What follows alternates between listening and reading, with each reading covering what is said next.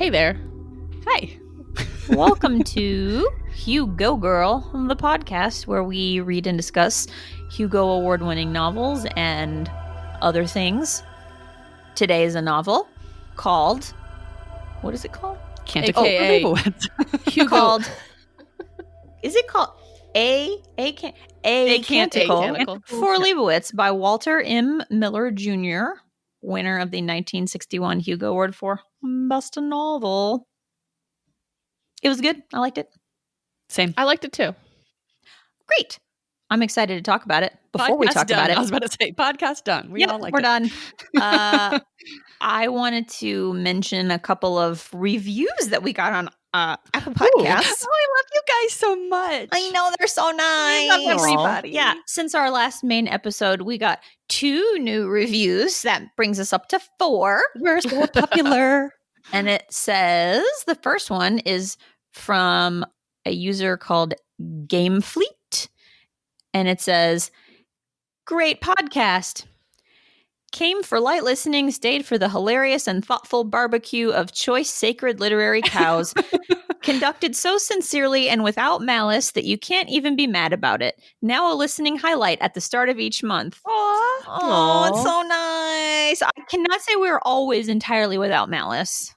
But I don't think I ever feel malice. yeah, like occasionally. I felt some malice about Wind Up Girl, but in general, That's fair.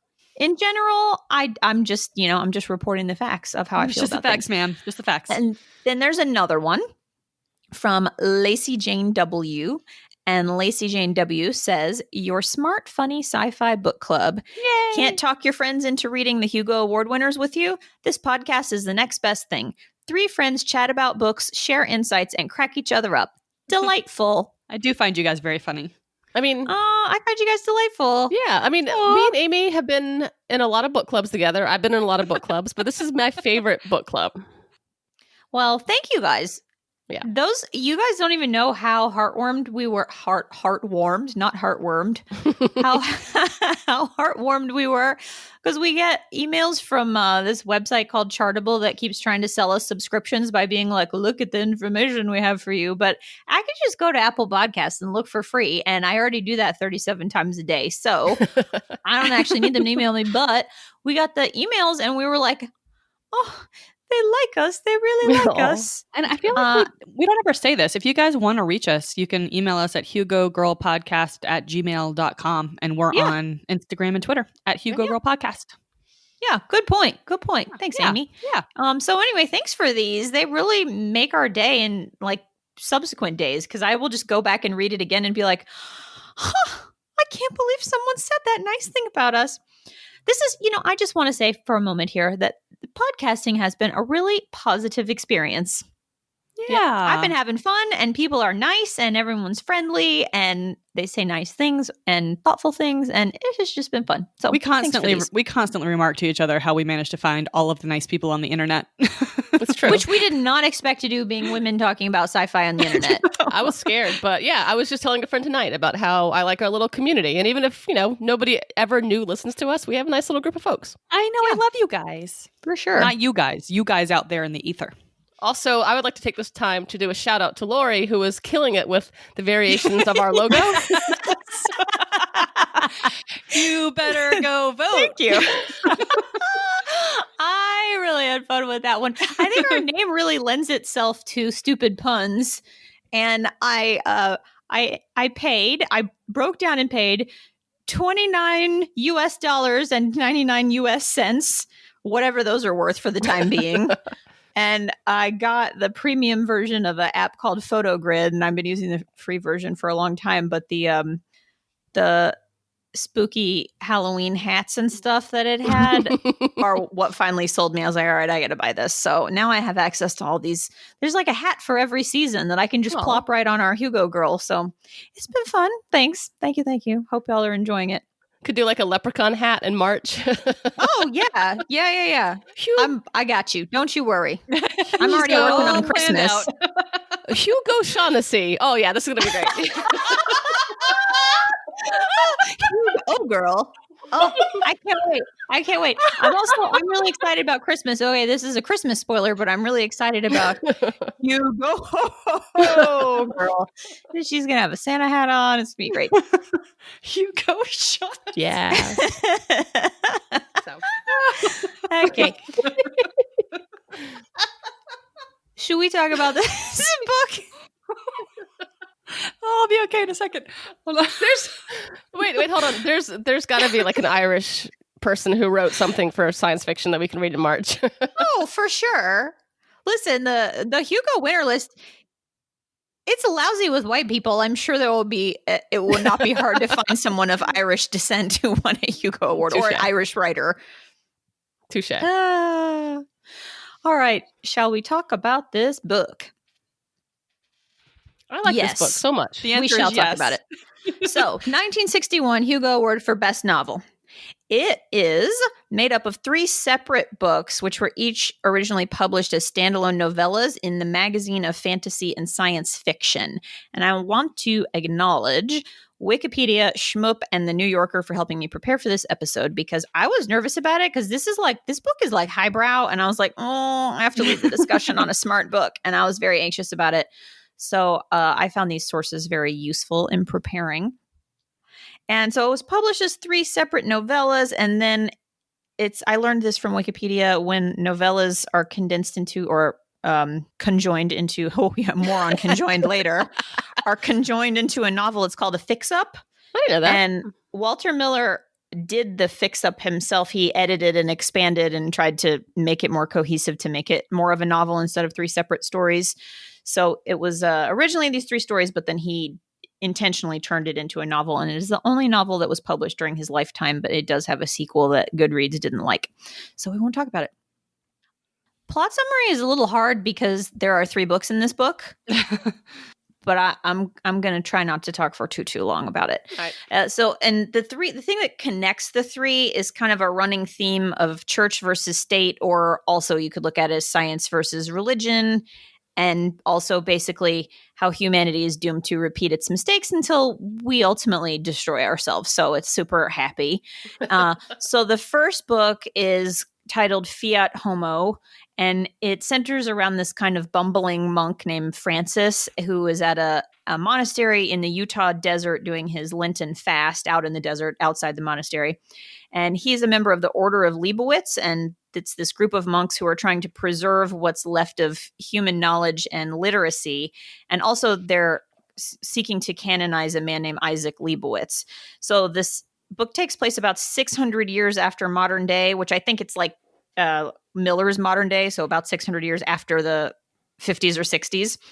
And Leibowitz was killed in the 20th century in what's called the Flame Deluge, and it was basically a nuclear war, and not a whole lot of people survived.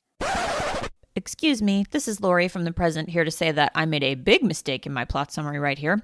Leibowitz did not die in the Flame Deluge. He lived through it, eventually gave up his search for his wife, became a monk, and dedicated the remainder of his life to preserving what knowledge he could until he was executed by a group of simpletons. So sorry about that. We will now return to my otherwise mostly accurate plot summary. After the Flame Deluge, there's a period called the Simplification, in which there's rampant contempt for knowledge and scholarship, which sounds a little familiar. And so these monks are seeking to preserve knowledge when there's general contempt for knowledge and like common book burning, and people are not literate. And so they do their best to preserve what's left. During his fast, Francis stumbles upon a fallout shelter that literally stumbles on it, that appears to contain items that may have belonged to Isaac Leibowitz. And it's stuff like blueprints and a toolbox. And then a funny thing is like a grocery shopping list. It's like a deli list. It's like cream cheese and bagels and stuff. And Francis then ends up getting caught up in some drama concerning the authenticity of what he found, and also whether or not this elderly pilgrim who keeps popping up throughout the story, who he met in the desert and who sort of led him to the fallout shelter, might have actually been Leibowitz himself. And then the second book is called Fiat Lux. And in that book, there's a secular scholar named Thon Taddeo who visits the Albertian Order of Leibowitz. So by now, I think Leibowitz has been canonized as a saint. And Taddeo goes to look at the memorabilia, and he's trying to determine its authenticity and to figure out if there's any science or anything he can learn from it. And he's not a bad guy, but he's definitely kind of smug, and he clashes with the abbot to the point where eventually he packs up and goes home. There are political machinations, which I did not think were overly interesting. There's a king named Hannigan who has a rift with the Catholic Church, and at the end there's impending war. And that's the end of the second book. And then at the third book, it's called Fiat Tua Voluntas, and they are big time on the brink of nuclear war to the point where the current abbot at this point, and we're in like the year 3100 and something, the current abbot is a man named Zurchi, and he actually sends a handful of the Order of Leibowitz with the memorabilia into space to join a colony, hoping to ensure the survival of the order and the Catholic faith. Zurchi clashes with a doctor in another religion versus science conflict, and we meet in this book our only real speaking female character, a two-headed woman named Mrs. Grails, and a nuclear war pretty much ends what was left of the world as we know it, and that is the end of the book. Shockingly, though, it's weirdly an uplifting book. Yeah, I kept seeing that, and I you disagree? No, I was so sad at Oh, really? end of it. I think it's weirdly optimistic. I know that sounds very strange, but like, No, a lot of people said that. I'd love to hear what you think.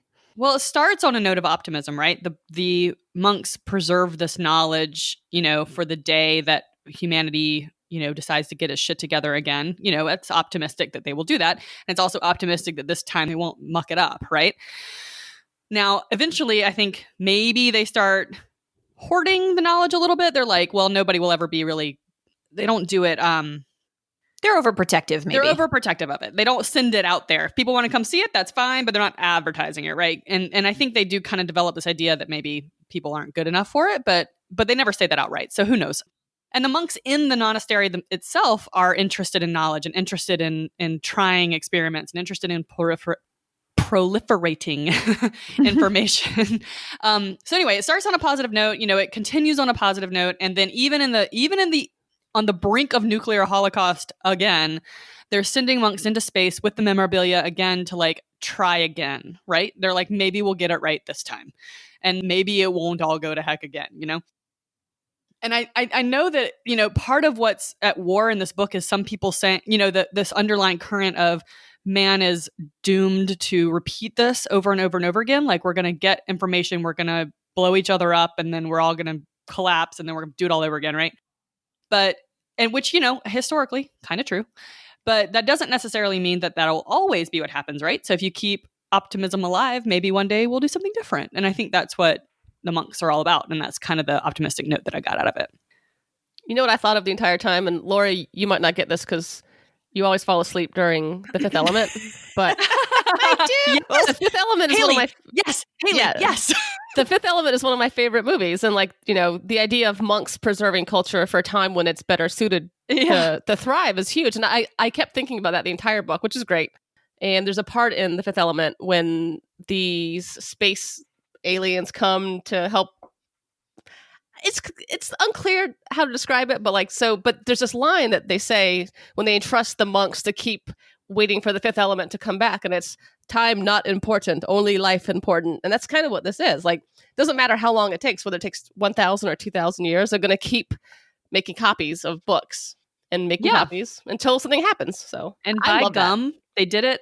They did it for a long, long time. I was and I'm still a little bit obsessed. I keep thinking about how they're copying though just any book. Like, what if they got a copy of Twilight and they're just like, it's in there. Grey. You know it's in there. but like the art of the deal. yeah, and not even all of it, but like 7 pages of Twilight. Like, what? There was at least one weird sci-fi book in there because there's something that they're reading that tells them that humans created a race of artificial intelligent robots, and they created a new race of man. And they're like, did that really happen? Did humans become gods? Which was kind of great.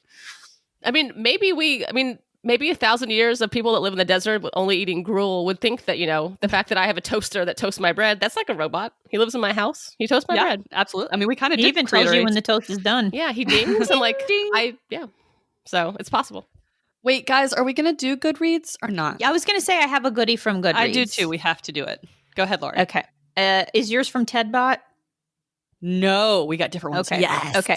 So my goodie from Goodreads is from a user named TedBot. So I'm like, no offense to robots or bots or Teds. I have a Ted. He's a good dog. But I don't know. That name didn't inspire confidence. So this was a 2-star review, and it was long, but I plucked this particular sentence. TedBot says, A Canticle for Leibowitz turned out to be one of the most irritating kinds of genre sci-fi, one with ambitions to beauty and importance that falls far short of the mark. Oh. I just thought that was so rude. He had thoughts. It did, and I read several things about how this book was one of the early books that was considered a literature, and rather than like pulpy sci-fi. Yeah. Well, Haley, you've mentioned several times before how science fiction is always kind of ghettoized, and this book was considered sort of a step away from that. And so it was funny to me that this guy was like, this book thinks it's so fancy, but like over the decades, a lot of people have actually thought this book was fancy. I have thoughts about it being fancy because, I mean, you get a lot of like just people having dialogue about big ideas in like old books, but you don't really get it in sci-fi all that much, you know? It kind of takes a backseat to action, I think, a lot of time in sci-fi. And so, I mean, these people are standing around having conversations about like technology versus, you know, safety, I guess, and faith versus logic, and, you know, mercy killing versus the sanctity of life, and like all this stuff. I think it's literature. Do you think? Yeah. Do you think he was just playing the part of one of the simpletons that was like, I don't like a fancy book. I don't like this smart book. Oh, another word for the so the simpletons are the people who are anti-knowledge, anti-scholarship, anti-reading in this book. And I just kept thinking about the deplorables here in the in the late teens. God bless. Well, and I actually, while I was frustrated with them, obviously, considering that we're all, you know, highbrow academic types, but you know, once the world gets destroyed, I might be mad too. I'd be like, you know, fuck you guys and your wars and your napalm. So I get it. For sure, because it's only smart people who blow us up, right? Like, no dum-dum invents a bomb that can blow up and basically end society as we know it. Yeah. So Yeah. I kind of get that. Yeah, for sure. And plus, you have to be mad at something. When the whole world burns down, people have to be mad at something. So they were mad at knowledge. I know. Twilight books. It doesn't. Twilight books. It doesn't not make some sense. Oh no, I definitely get it. I mean, if everything blows up, I'm gonna go to the library and get me a couple books on like general field medicine and how to grow stuff, and I'm gonna go out into the middle of nowhere and grow some stuff. And I don't care about you and your science. Let's talk about one of the Wait, we can't move on yet. I have Goodreads. Oh, okay. Pause. I'm sorry, but we can't move on yet. I'll make a note. She's got a good goodie from Goodreads. Well, I have 3. I'm going to make it short. Okay. One of them is from Amazon, actually. And I'm going to skip most of it because the review summary is so good. And this is from Jana M. Laddie on Amazon. And she said, story summary, Catholic, Catholic, Catholic, Saint Catholic, monk, Catholic, Catholic, Catholic. And I thought that was funny. And then another one on Amazon. This is by someone named Alec. And the title of this review is From Other Countries. And then there's a subtitle, Ghosts, Sad and the Church, Bad Scary. And then it says, there was Ghost and Sad. The man dies 3 times. Head hurty. I liked the book sometime. Another simpleton. I dig. And finally, I have a review from Mel on Goodreads. And Mel says, I liked it at first, but then I got more and more bored with it until I died. I feel pretty bad about it. Dead, bored, and bad. Jeez. You know, I think sometimes with Goodreads, it's kind of like people trying to out clever themselves, like funny Amazon reviews. Yeah, I totally agree. Because it is a social network. People respond and for sure. Back and forth. I know. I have friends on Goodreads I never talk to. Hi, Goodreads friends. I love you, even though I never speak with you. Yes. So I want to talk about the idea of these monks preserving whatever books they can. They're grabbing them pell-mell anywhere they can in holes and garbage cans in the desert, wherever. They call it booklegging, which I think is a really clever word. You know? I love that word. And it reminds me of, and I use this at least probably once a month. The idea, and have y'all both read Fahrenheit 451? Yes. I read that book in 9th grade. I will never forget it. But there's the image of the woman who has the books in her house and she refuses to live without them. And she's like, just burn it all down. I love that. So Yes. I love booklegging. So to you, she is a booklegger. She's like, I'm going to keep this no matter what. Yeah. I mean, I can't imagine a life without books. I have a coworker who says that they haven't read a book since high school. I don't know what that means. Like, what do you do if you don't read? Like, what do you do? Well, and I told her, I was like, there's never been a day in my life when I've not been in the middle of one book. I mean, I don't read every single day, but there's always a book in my life somewhere within arm's reach. So yeah, I like to watch a lot of trash TV, and these people are not allowed to bring books with them when they go to these weird trash TV land. Yes, they don't have phones, they don't have books, they don't like Love Island and stuff. Yeah, and that's part of the reason they get so wrapped up in what they're doing, because they literally have nothing else to do besides be wrapped up in what they're doing, right? Make their own drama. Yeah. Exactly, they're obsessed with each other's drama and their own drama because they have nothing else to occupy their minds. And I didn't know that. Cannot imagine that. Like, that sounds like my personal hell. Living with a bunch of people I do not like and not having a book to read. I mean, I could do it for like a month, but like, no. The average human being, I guess maybe not human, the average American, just the average one of us three. No. We don't count, I think, because I think, I don't know. I mean, I love a book. Like, if I'm ever depressed, I go to the bookstore and I'm instantly happier. But some people don't have that. So I don't know. Or they don't, I guess it's not right to say they don't have it because their they don't have lives books. Are probably fine. Yeah, and or maybe they like other things, but books are just like the building block of my life. So how do people fall asleep? Do you guys, I read before I fall asleep every single night, and I cannot, I cannot fathom how people fall asleep without reading a book. I mean, that's what you do in bed between the hours of like 9:30 and 11, right? Correct. I mean, no, I look at my phone between 9:30 and 11, and then 11:01 to 11:19 I read and fall asleep. Well, unlike you guys, I have made the complete transition to reading books on my phone, and I am here for it. So nope. I didn't used to be this way. All that means is I end up on Twitter if I try to read it. I would just tab over to something else that wasn't a book. I do that too, but in the meantime, I'm reading. I leave my phone in a whole nother room when I go to bed. Like, I can't. If I get have it anywhere near me, it's no good. Can I give you guys some historical context for this novel? Ooh, sure can. It's very upsetting. Yes. So, unsurprisingly, the reasons underpinning this novel are very upsetting. So, Walter Miller in 1944 in World War II was part of an Allied bomber crew that destroyed a 6th century monastery in Monte Cassino, Italy.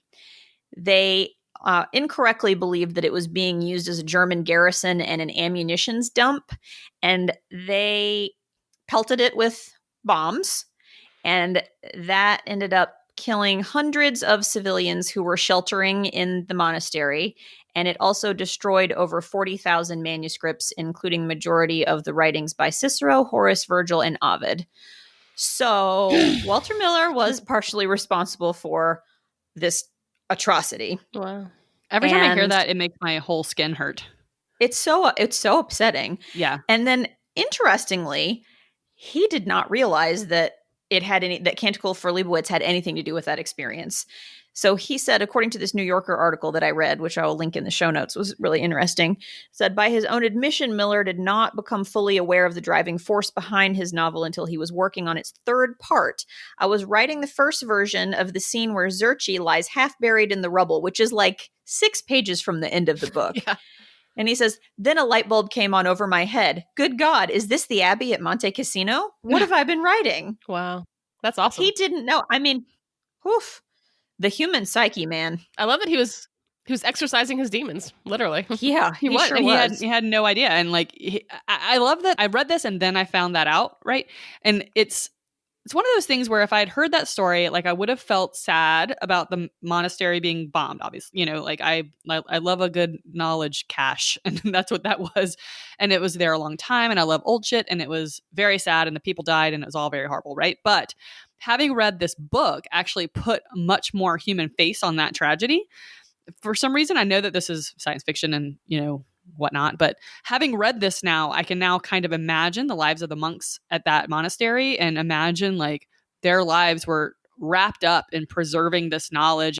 It's interesting that he did this because it's almost a perfect homage to that, right? Like he sort of immortalized their work in this book, if even after it was destroyed. I don't know. It's sort of beautiful. Oh my God, you guys, I was so depressed when that bandit is like, I'm just going to destroy this thing you spent 15 years illuminating. Oh, I was so sad. I like to think he made off. I like to think he made off with it, and then someone kept it. When Brother Francis is going to visit New Rome, and he's got the 2 copies. Oh, his illuminated copy. That he could only work on so much. Like, I guess he could work on it 3 minutes a day because it took him 15 years. Nothing takes so 15 tragic. years. It is so purely tragic, and like he didn't even. I think about it so much. So Francis spent 15 years illuminating. Like they had this blueprint of probably some inner working of a radio or something like that. And that was what he found in the fallout shelter that they believed was property of Leibowitz. Like one part of a radio too, like nothing important. Yeah, really. like he had no idea, which is also the origin in this book of the term doohickey, which is the plural, the plural of doohickey, which is the best thing I've ever read. Well, and thingumbob, which is not unlike Attorneys General or Little Orphans Annie. So he spends 15 years creating this beautiful illuminated version of this blueprint, and he's taking it to the Pope, the new Pope, and he gets robbed and it goes away. And it's like the saddest. He's like, please, I spent my whole life doing this. And they're like, meh. It is so sad. But Brother Francis, the first book was by far my favorite because I loved Brother Francis. I love Brother Francis. And I loved how he and the Pope later kind of helped him see this because he's so upset about it. And he's like, oh, all for nothing. But ultimately he comes to view it as, actually, if I hadn't done that, then they might have stolen the real blueprint. So by having this beautiful golden illuminated thing, the robbers believed that must be the valuable thing. And so I saved the actual document that belonged to Leibowitz. Beautiful. It really was. Yeah. It really was. And like the kindness of the Pope. I know. To help him see that. His little shabby Pope dress. He gave him the money. So the guy who robbed him said, come back with this many florins or whatever they're using. And I'll sell it back to you. And the Pope gave him exactly that much money. And it didn't end well. No. Poor Francis. And I thought to myself, it was a little bit of a fool's errand to go and buy it back because he's probably just going to steal your florins and still keep it. But it went worse than that. And but then Francis shows back up in the end. He got killed and he got eaten. Yep. No, he got buried. He got buried by the wandering Jew. And then no, but honey, they ate him. His remains got buried. Yeah, okay. They shot him so they could eat him. Yes. Accurate. And then buzzards also ate him. But his little skull ends up in the end with the last abbot. It does. It does. So Francis comes back. So I just pasted into our Zencaster chat a picture of the priest's assistant from The Fifth Element. Yes, and Francis. Yes. This is who I pictured the entire time. Same, Haley, same. It's so good. He's so perfect. And also, I couldn't stop thinking about how hungry he was and how I would die. Oh, they hardly got any food when they traveled across the desert or when they were doing their fast. I couldn't believe it. I was like, I need to go on that diet. His Abbot Arcus, I think. Abbot Arcus was not very nice. Yeah, he was not nice. He wasn't, but I kind of liked him anyway. I don't know. Well, me too. I didn't think he was cruel, but he could have been a little less stern. Yes. I really liked this book because I felt like there was a lot in it that was almost like slapstick, and Brother Francis is so earnest, but also hapless. But then it's like early on, Abbot Arcus asks him, say that 3 times fast. He's like, are you a fool? And he's like, oh, definitely I am. I'm so sorry. But then like by the end of the book, it seems to me like Francis is actually pretty learned. He still regards himself as a dope, but he actually seems like he's pretty learned. One of the funniest things that we get from Francis in that first book is that when he happens upon the fallout shelter, he's thinking to himself that he can't imagine how horrific a fallout must be to have to stay in such a fortified shelter for so long and have all these supplies. And he sure hoped that he never encountered a fallout. And I was like laughed out loud when I read it because this book has so much tragedy and so much sadness, but it's also like just punctuated by such lighthearted moments that it was just a real emotional roller coaster for me that I enjoyed. It kept me up though. Like I never ended up staying down very long. Like it's buoyant. This book is buoyant, you know? Yeah. When you said slapstick, the first thing I thought of was Brother Joshua getting in that tub and the sister walking in on him. See, I thought of the Pilgrim and Brother Francis chucking rocks at each other. The guy's like, he meets the Pilgrim out in the desert and he's so hungry, and the Pilgrim's like, well, I'll share my cheese sandwich with you. And Brother Francis wants to take the cheese sandwich, and then he's like, oh no, this must be the devil tempting me to eat what I'm not supposed to eat. And he slaps the cheese down and throws holy water, and this old man who's just trying to give him the cheese sandwich, then they start throwing rocks at each other. And it's just like, it's so stupid. And then he feels so guilty that he didn't eat the cheese sandwich, but he wanted it. And he's telling the abbot, his confession is, I really wanted to eat this cheese sandwich. And the abbot's like, but my son, did you eat it? And he's like, no, but I really thought about eating it. And I was sad that I didn't eat it. And the abbot's just like, will you shut up? That's how I feel about all of my anxiety. But did you do the thing? It's probably too early for our culinary corner, but that cheese biscuit sounded so good. Oh my God. The nice Jewish man's sandwich? Yeah, I mean, it was just like a piece of probably like gross cheese with like hardtack. And I was like, yeah, there's always cheese and bread. Cheese and bread is like the traveler's favorite in That's all you need. Fantasy and sci-fi, right? You wrap it in some wax paper and you're good to go. Go. Or a leaf. I literally ate cheese and bread for my breakfast yesterday. I mean, I eat cheese and bread every day of my life, for sure. Yeah, I had cheese and bread today, too. Well, and that poor Brother Francis is eating like fruit all day, every day. He loses like 31 pounds. I don't know why I know that. I need to go on that diet.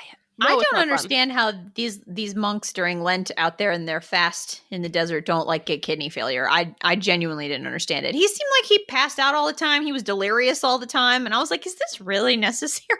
Like maybe Brother Francis is kind of dopey because he's got malnutrition. Oh, I do. I definitely think that's true. And I think that maybe Walter Miller just didn't understand how much water you need to live.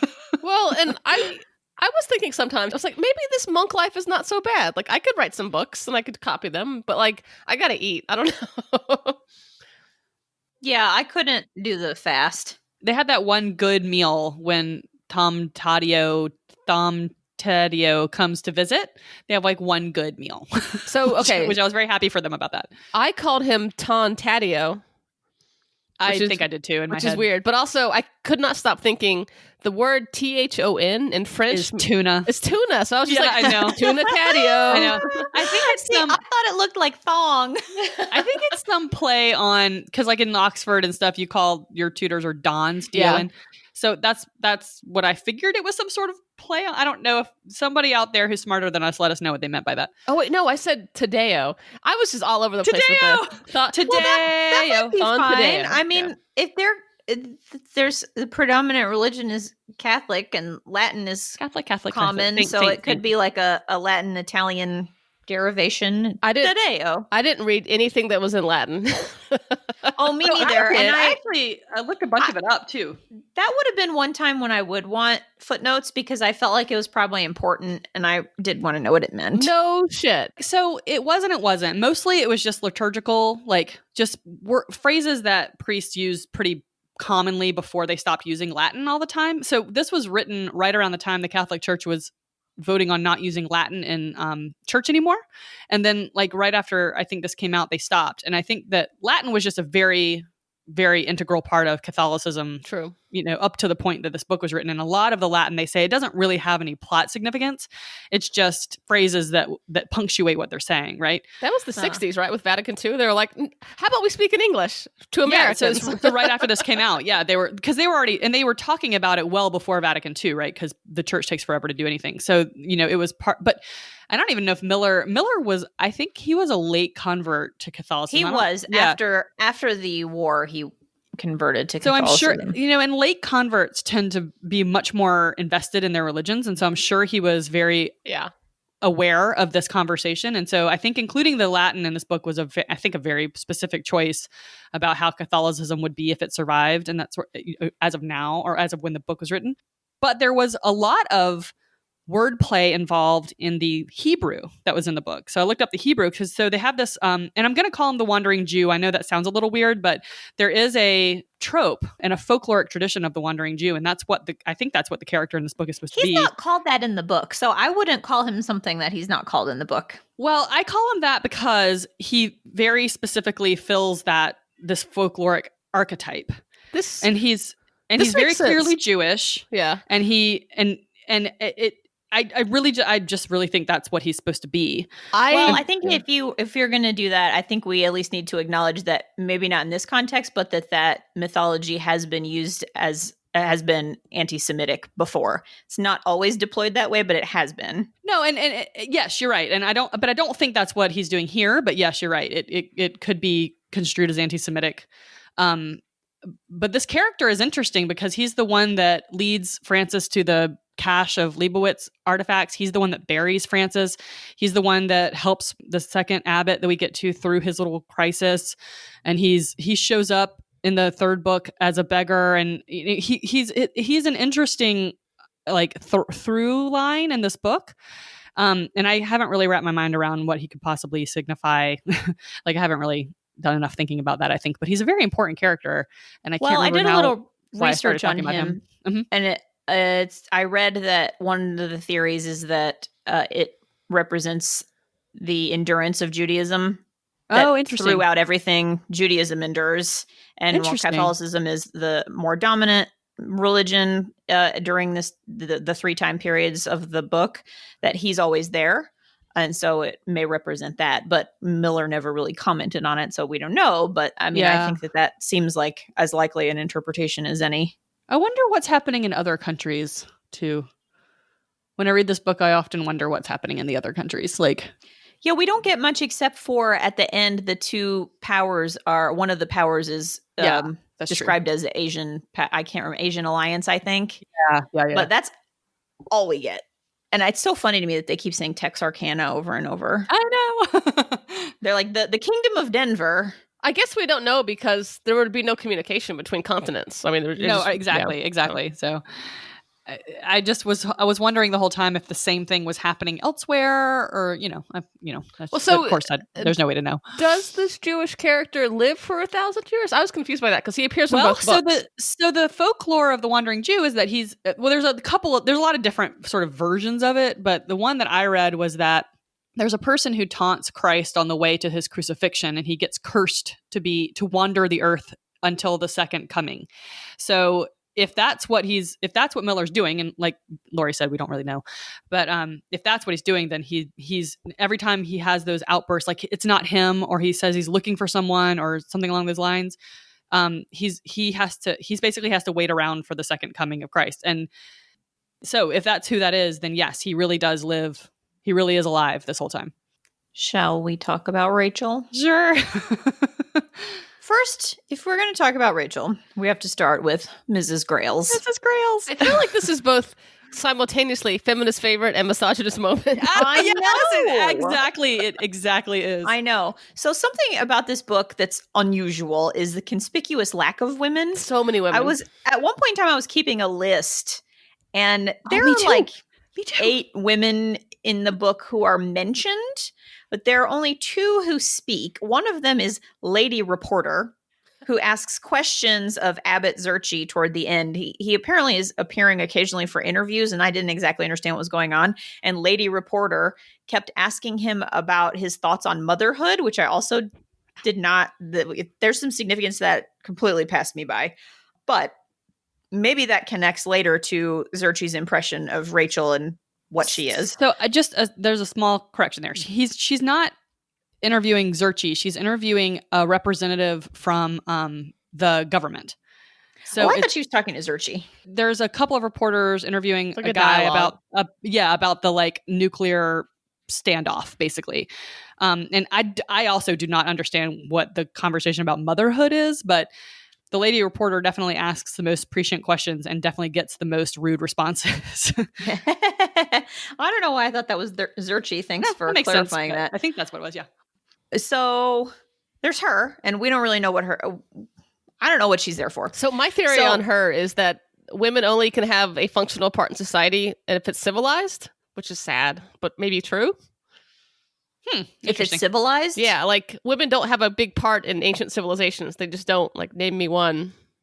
Oh, well, interestingly, in the second book, there's a little aside by one of the nomadic tribesmen who says to himself that killing captives is women's work. I made a list of all the things that were described as being women's work in this book, which was fun. Is that feminist or is that misogynist? I don't actually know. He was like A, little B. Yeah, well, chastising some men for tormenting captives, and he was like, "That's women's work." It's hard because, I mean, this is obviously a work of fiction, and so he's basing things based, on his thoughts and the world that exists. But like, women didn't get to write history, unfortunately. So yeah. So, Mrs. Grails. Ooh, Miss Grails. Oh, Miss So Grails. we first meet Mrs. Grails. She comes to Abbot Zerchi and is entreating him to hear her confession and to baptize Rachel. And the first thing so when they first describe her, he describes her shape. And I was imagining a person who would be described as having a hunchback. I thought that the shape of her was like describing her posture. And then later on, a few paragraphs later, he says something about her being a bicephalous old tomato woman. I had to Google that. I was like, bicephalous sure seems like it means two-headed. Yep. And I remember saying to myself, like, she's not two-headed. She's just got like a back problem. Au contraire, Lori. Oh, contraire. No. How naive I was. Mrs. Grails, in fact, has a second head sprouted out of her shoulder that it's described as like infantile features and always looks like it's sleeping, non-interactive, not moving around. So it's like, is it dead? What is it? And Zerchi says that no one really knows if it's a twin that she absorbed or if it's her child or what. And I should mention too that these kinds of physical abnormalities are not unusual post-flame deluge, which is interesting because now we're like 2,000 years after that happened, but it's still very common for people to have significant physical abnormalities. Like she has a dog that has 6 legs. But 2 don't work. But 2 don't work, yeah. All right. Has 2 vestigial legs. So hold on, can I pause you real quick? So yeah. I didn't know what bicephalous meant. I knew that ceph meant head. So I was like, oh no. So I Google it, find out it means 2 heads.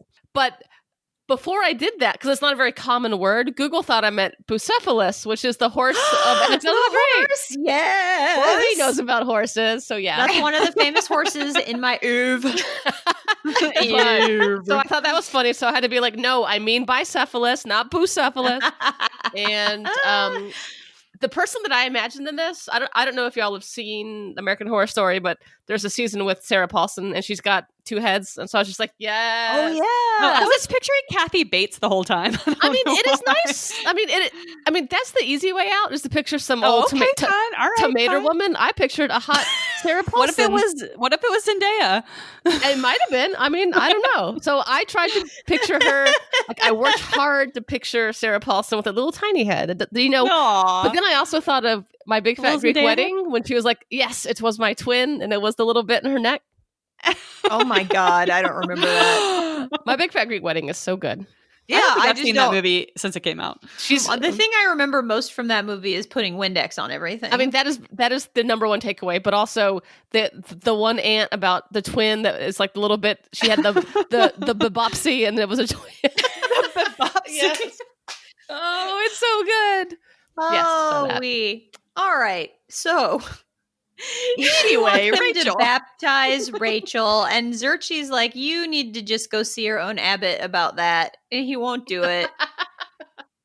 And he's like, yeah, it's so funny. He's like, you need to just speak to your manager. I can't. That's not my department. He's very much like he's not going to do it. And there's a monk who's with him who says that he thinks he saw Rachel smile, and he's like, no, you didn't. It's fine. No, you didn't. These abbots are so like wed to what they want to be the reality, like the first abbot in book 1 with Brother Francis, and he's like, some of the boys are saying that man who gave you the cheese sandwich is Saint Leibowitz, and he's like, I never said he was Saint, and he just gets so mad about it. He's so mad at Brother Francis because Brother Francis won't say it definitely wasn't Leibowitz. I know. Brother Francis is just like, well, I don't know. No more thinking. I know. He's so mad about it.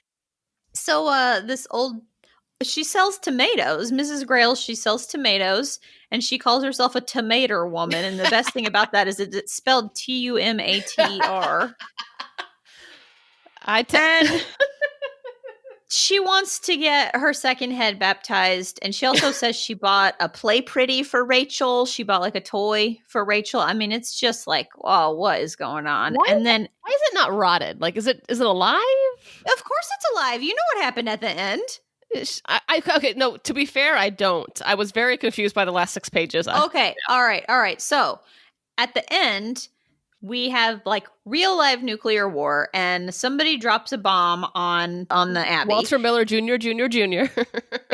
Oh, too soon. Drops a bomb on the Abbey, and Father Zurchi is buried under all this rubble, and golly, I just don't see. It did not feel hopeful to me. I mean, we watched Father Zurchi basically be smashed to death slowly. It was very upsetting to me. Oh yeah, no, his life definitely not hopeful. There's no hope there. So he sees Mrs. Grails, the figure of Mrs. Grails, and like previously, Rachel's head has always just been lolled over, sleeping, or dead, or just a lump, something non-interactive.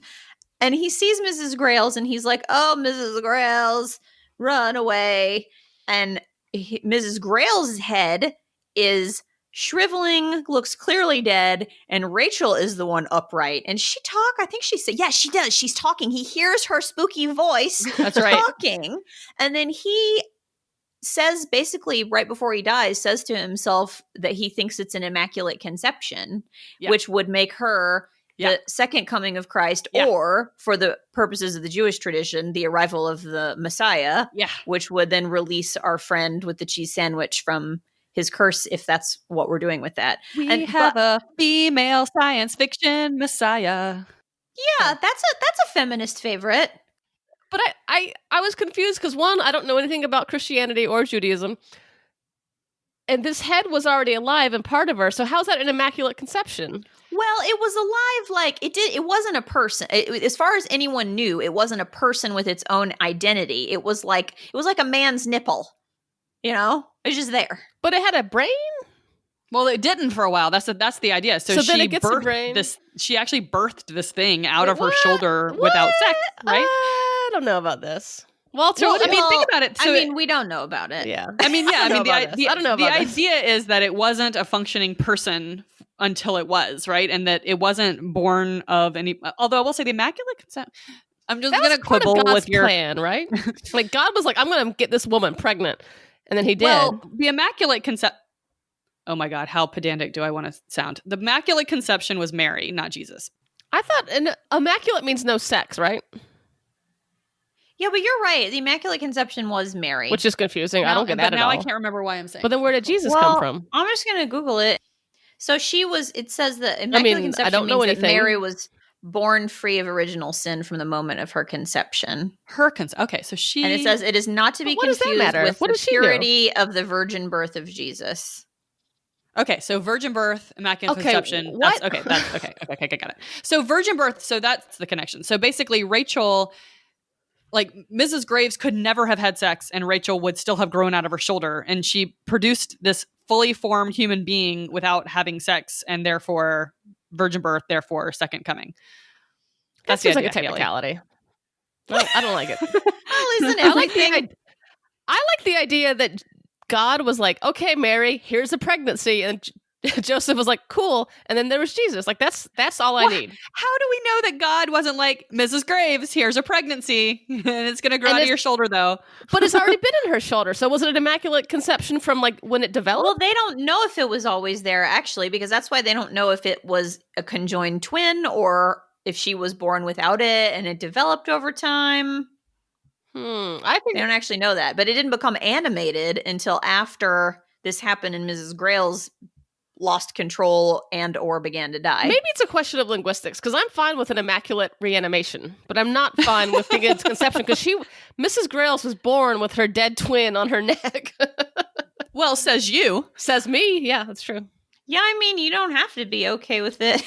But Rachel is the Messiah, and that's all there is to it. Wait, hold on. But why is it important that Mary was immaculate? I don't care about Mary. I care about Jesus. There's something to do with her being pure enough to be the virgin who carries Jesus or something. It's I like think. You can't put that just anywhere. Yeah. I'm not a fit host. If she's free of original sin, then she's super, super pure for Jesus. Does that mean Mary's kind of a Messiah a little bit? No. No. But Catholics love Mary. They pray to her.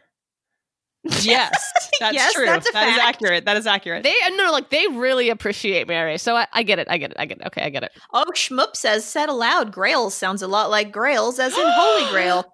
It sure does. This is interesting because I read something recently that said sci-fi is if you have spaceships and fantasy is if you have a Holy Grail. So now what is this? This is sci-fi. This is sci-fi. But it has a Grail. These monks are Jedi. What? Yeah, the Jedi is the most fantasy part of the entire Star Wars. I disagree. They don't have magical powers. They're just monks. Jedi are monks with magical powers. Monks aren't Jedi without magical powers. You just said the common denominator is monks. They're priests. I'm sorry. This is Star Wars. There's no. I think this is Lord of the Rings. There's no horses. I actually said pass. I can't pick one. I thought about it long and hard, and I was like, well, there's a spaceship. So if I had to pick one, gun to my head, I'm going Star Wars. But really, I think now we need to change the segment to, is this Star Wars, Lord of the Rings, or Canticle for Leibowitz? Hold me back. I think so. Somebody hold me back. Somebody hold me back.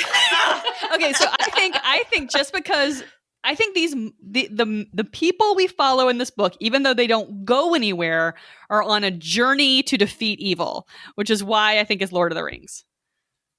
I say the difference for me is space is important. There's no space in fantasy generally ever. I could be wrong. Correct me. Well, we don't go to space in this book. Some people do, but we don't. Well, but like the idea of space is huge. Also, there is an old republic. There is a new republic. Fully 2/3 of the book. There's no space. That's okay, but there's an old republic. There's a new republic. There is the changing of powers. There is the. This is all of which also happens in Lord of the Rings. I don't know. There's the invention of a light. May it guide you in the darkest places. There is no horses, no elves. There is no rings. They definitely ride mules across. There are mules. Yeah. Is that a horse? That's not a horse. You can't get a mule without a horse. That's right. But there's no horse. A mule is a half donkey, a half horse. There are no. So there's at least a half a horse. There are alien-like creatures, Mrs. Grails. No. Oh yes. My God. Mrs. Grails is a victim of radiation. She's not alien-like. She's Gollum. Y'all ever seen a movie called Total Recall? No. Well, you should. I haven't. Well, you should. It's good. I'll probably sleep through it. I think I need the listeners to weigh in on whether this is Star Wars or Lord of the Rings. I don't think this is Lord. This is Star Wars to me. This is Lord of the Rings to me. Star Wars. Lord of the Rings to me. All right. Listen, I don't like Lord of the Rings, so when I don't like a book, it has to be Lord of the Rings. There's no hero's journey in this. There's no hero's journey in this. Find me the hero. Who's the hero? I thought about that too. Who's the hero? Who's the hero of Lord of the Rings? I think there isn't one. That's because it's not a hero's journey, but Star Wars is. Why can't it just be neither? This Actually, is our there show. is one. Frodo is definitely the hero in Lord of the Rings, but whatever. Yes, that's right. We can just say it's neither. It's okay. Oh, here's what I wrote. There's not a good side or an evil side. There's no single hero, and there's no band of friends. It's neither. It's one against one. But do y'all know about her name is Jocasta Nu. She is the librarian for the Jedi in the Jedi Temple, and her job is to preserve all of the history of the Jedi Order. She's a monk. Okay. I'm just saying. I think Gandalf goes to a similar place in Lord of the Rings. I don't know him. There's repositories of knowledge and everything. I don't know him. This is going to have to be a draw because we have one vote for Star Wars, one for Lord of the Rings, and I'm voting present. It's one versus one versus one. One versus one versus one. I mean, the can't fact do that it. space is in this book. Space is not in any fantasy novel, right? Yeah, if I had to pick one, I would say Star Wars, but I don't like it. All so right, I'm but voting there is fantasy in space. I mean, there's fantasy. Yeah, but also, okay, Amy. Star Wars is not fantasy free. Well, absolutely. But Amy, I'm going to quote scripture to serve the devil's needs. Do you remember that book we read for book club called The Sparrow, which is about Jesuits in space, which is a science fiction novel? I sure do remember that. This is like that. This is like that. Catholics like to go to space. Boom. That book takes place almost wholly in space, so I'll give you that. Yeah, but this book, the entire third act is about sending Jesuits into space. Who we never actually see go to space. It's okay, but you're talking about it, which means you're planning for it, which means you're talking about how many tampons they need to bring. You're talking about how many bishops got to go. Yeah, the monks don't have to bring any tampon. Well, maybe, I don't know. Also, the entire book I think is there's other bookended people by... on the ship, right? Well, yeah, obviously. Like, there's got to be like a cook and like a doctor, whatever. But the entire book is bookended by a huge technological flame deluge nuclear war. So, also, sci-fi. Yeah, I lean toward that. Okay. Maybe we should have that was spirited. I feel strongly that Nothing I Like should be considered Lord of the Rings. Should we put a poll on our Twitter and our Instagram? I feel like we should. Also, there's a guy that I like that does Star Wars trivia. He's come to Dragon Con. I can't think of his Twitter handle, but he has an entire blog based on legal issues in the Star Wars universe. Oh my gosh. So I feel like we would be really set up for this because we are all INTJ lawyer ladies. So that's what I want to know who Maz gets to sue after her cantina is leveled. Exactly. Or like, the workers' comp on the Death Star, or, wrongful death suits. That reminds me of workers' comp. They just kill you. You're injured. They just kill you. Yeah.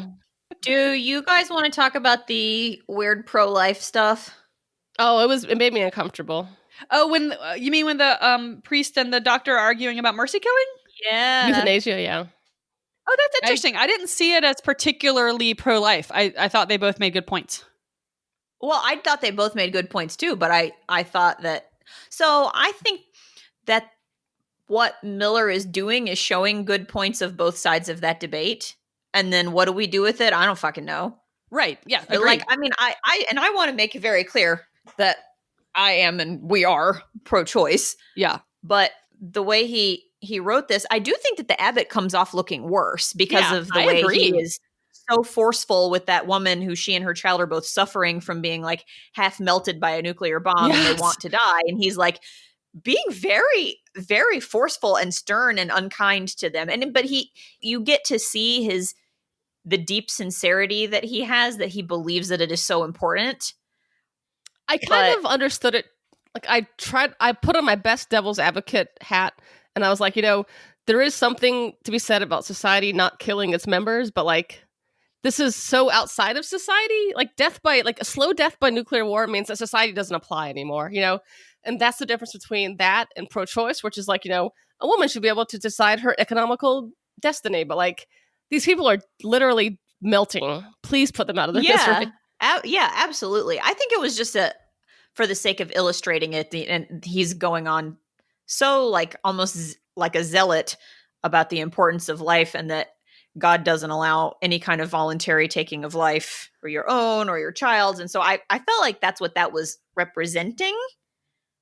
Although maybe it wasn't. I don't know. But it seemed to me like it had to be. Yeah, no, I was going to say, I agree. And it is interesting that he, at the end, he sort of gets a little bit of a taste of his own medicine, because as he's laying there slowly being pressed to death, like a witch in Salem, Massachusetts. Wait, hold on, pause. That is one of my favorite things that nobody ever gets but Lori and maybe now Amy. Giles Corey? What am I? Giles Corey, yes! The only person ever pressed to death in the United States of America. More weight! Yes. I love it. I'm sorry, Giles Corey, but I love that. I'm sorry, Giles Corey. Giles Corey. He's a badass. He tried to do what he could. He was like, no, more weight.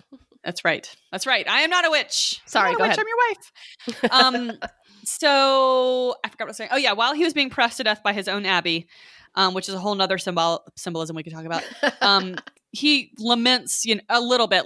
He doesn't want to die until he's experienced as much agony as he sort of sentenced that woman and her baby to, which is really interesting to me. It's like, because I think he sort of gets confronted by the emptiness of his own arguments there, that like, no, this terrible.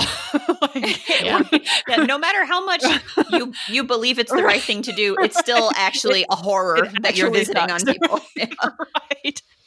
It would actually be better to just die quickly. Yep. I'm not a Catholic priest, but I just don't see how God would want you to just suffer needlessly. Well, this is why we shoot horses that have broken legs, right?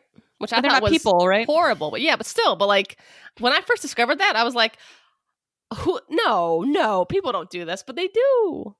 I guess if you believe that people are made in the image of God and that we are like all holy in some way, then I guess I could see why, even in the face of unimaginable pain, you would say we cannot take this away. This is a holy thing.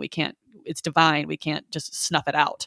I mean, I saw something that smacked of a little bit of hypocrisy right along those lines out of Abbot Zurchi. So he's talking to the doctor, right? And the doctor says something about bodies and souls. And then Zurchi interjects with something that I thought was actually really pithy. He was like, you aren't a body, you are a soul, Yes. you have a body. I actually love that. Like really, Yeah. I liked it too. Yeah. Although I don't agree with it. I just think I'm all like meat and bones, but I actually really liked it. But then it was interesting how hard he fought to preserve the body by not letting these people die. Yep. And so I wondered, if your emphasis is on the soul being the most important thing, why are you so wed to the idea of preserving the body in the face of all this suffering? That is a really good question.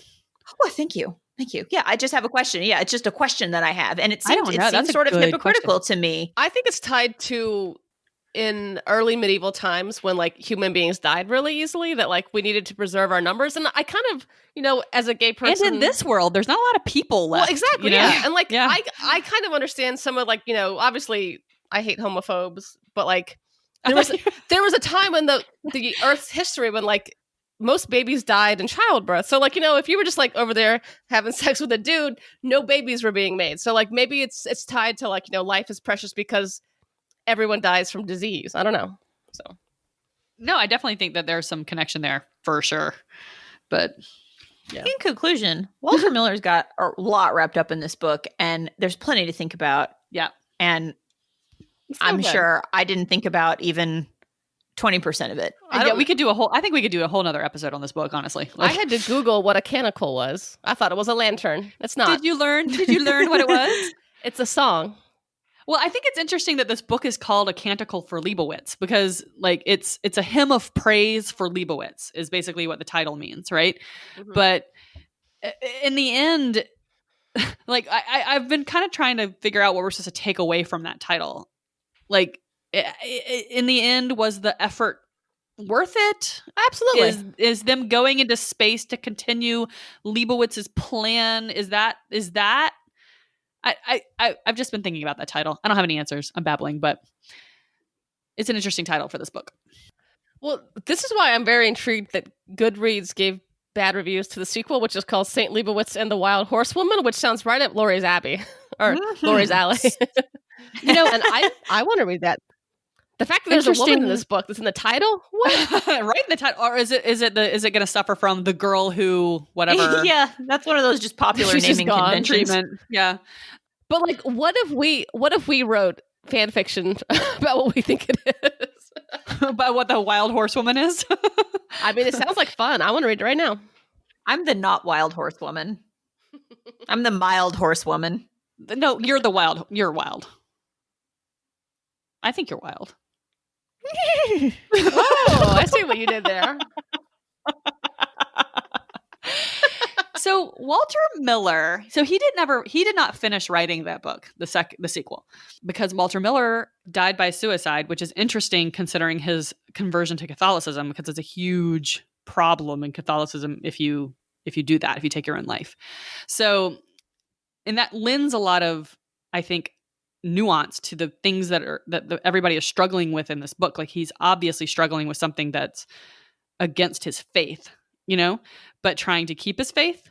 And I think that's really at the crux of the book. I don't know. I did not know that was his cause of death. Yeah. I just Googled him, and it says that he struggled with depression. He managed to complete a nearly 600-page manuscript for the sequel before taking his own life with a firearm in 1996, shortly after his wife's death. So 600 pages. Yeah. I want to read this. And 1996, so he must have been He was an older He got fella. there. He was born in 1923, so yeah, he was in his 70s. Oh, bless his heart. Oh, Yeah, I want to read this. I feel like we owe it to him. Like, he was trying his We best, do. and he was really sad, and his wife died, and that fucking sucks. So, yeah. Listen, 600 pages. Yeah. that's a lot I'll of read pages. the Wikipedia. I am sure it was edited down, so. Yeah, that's true. Who knows how long the published version is? Maybe What's it's the name of it more again? manageable. Wild Horsewoman? Saint Leibowitz and the Wild Horsewoman. Poor guy. I wonder how long they were married. Oh, no. He married her in 1945, so they were married for 50 years. Oh, my God. Oh, he Oh. was so sad when he Yeah. lost her. That makes me sad. 52 years. Jesus, yeah. I'd be sad, too. Poor guy. Yeah, he also won a Hugo for Best Novelette, probably for one of these stories that this book is based on, I imagine. He wrote a lot of short stories for all the magazines. Oh, yeah. He won called the Darfstellar for Astounding Science Fiction. Oh, this is cool. It is in the 21st. It's a 21st century story of an old stage actor who has become a theater janitor in order to remain near showbiz. Oh, I love that. It got edited down to 448 pages, you guys. That's still a lot because this book was only like 280 and it had so many ideas. So It's only got 83 ratings on Amazon. I might read it. Oh, this Amazon review, it says, St. Leibowitz and the Wild Horsewoman is barely allegory and is barely science fiction. It's just the writings of a lost man meticulously laying out the groundwork for a dystopian future without injecting it with any story, characters, or humanity. Ouch. That's so sad. Ouch. He succumbed. Oh, that's so sad. His experience in the war, I mean, they killed hundreds of civilians. Yeah. I just think, I don't know how you come back from that. And it seems like he did come back from it for a long time. Or he at least He blocked lived it a out. long time Yeah. and a long marriage. And I'm choosing to believe that it was a happy marriage. And the reason he ended his life was because he didn't want to live without his wife that maybe he was really happy with. I hope that I hope he had some good years. Yeah. I hope you had some good years too, Walter Miller. I like that we appreciate this man. Like, there's a lot of authors that were like, whatever. They had a weird take on women, but like, this guy seemed complicated and nice. Well, we don't know his take on women, to be fair. Yeah. It's funny. It's not every day that I am like, oh, this is like The Terror, where I'm like, it's sad and it's kind of violent and there are no women and I still really like it. It happens sometimes. It would be weird to inject a bunch of women into your story about a monastery. Yeah, that's true. I mean, the choice was a good But, one, I think. But like, I remember when I saw the movie Doubt, I was so upset by like the lives between monks and priests and nuns and poor nuns. Oh my God. Oh yeah, poor nuns. Just in poor general. nuns. Yeah. Anything else? No. What's up next, guys? I forget. Up next is a special, a Halloween spoopy special. Yeah. And Seth at Hugo's there suggested this when we were saying that we were looking for something spooky to read. So we're going to read Conjure Wife by Fritz Lieber, winner of the Retro Hugo Award for 1944. I am so excited. And it's about a guy who finds out his wife is a witch. A witch. Yes, I am so excited. What's after that? After that, we're going to start N.K. Jemison's Broken Earth trilogy. So our plan is to release 2 episodes in October. Wait, that one will be November. Oh, yeah. Okay. So this will be our October episode. And then Conjure Wife will be a spoopy special also in October. And then in November, we will start with the Broken Earth trilogy. And the first book of that is the 5th season. Yay. Cool. Okay. I think we're done. All right. Bye, friends. Bye, everybody.